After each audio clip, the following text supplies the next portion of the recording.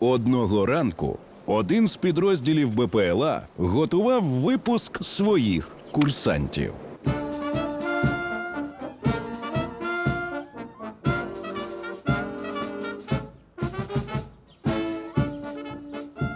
У нас вже практично все готово, можемо почати. Ансамбль, дівчата, швидше, швидше. Тамарочка, після випуску я запрошую вас у кафе. Кафе. Тамарочка і я запрошую вас до ресторану. Хлопці, я навіть не знаю, що з вами робити. Загін, шикуйсь.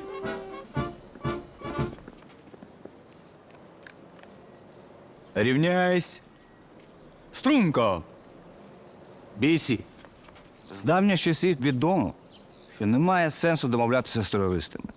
Бо терористи розуміють тільки мову сили.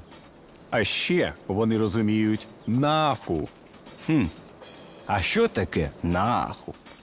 Гітлер шов до нас з війною, не дійшов та пішов наху. Бомбою Хусейн кидався, не докинув, пішов наху. І Бен Ладен свого часу теж квиток отримав наху. Так і Путін цього разу відповзе і піде наху. Наху, наху, вслід за кораблем російським піде наху.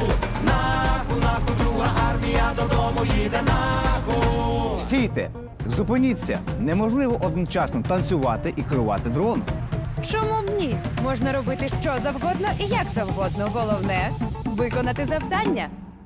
Вперед!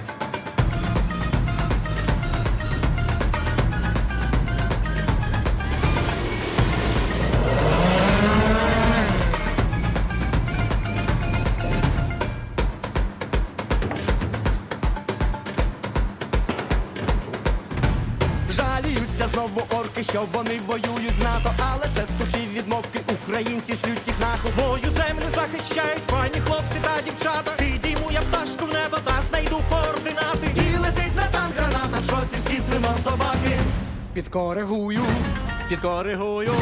і відпрацюю. Наху, наху, наху, наху, наху, наху, піде наху. Наху, наху, наху, наху, наху, наху, буде наху.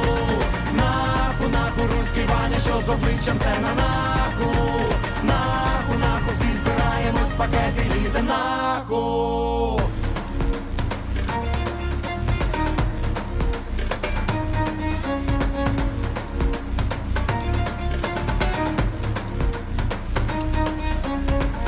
А хто сказав, що дівчата не можуть керувати дроном? Гнали ворога з Херсону аж до самого кордону. Їм підготував залужний подаруночок потужний. Наху, наху, наху. Швидко я навчусь літати і з небес палити вату. Наближаю перемогу. Чуєш, Кремль, гоу-хоу! Наху, наху, наху.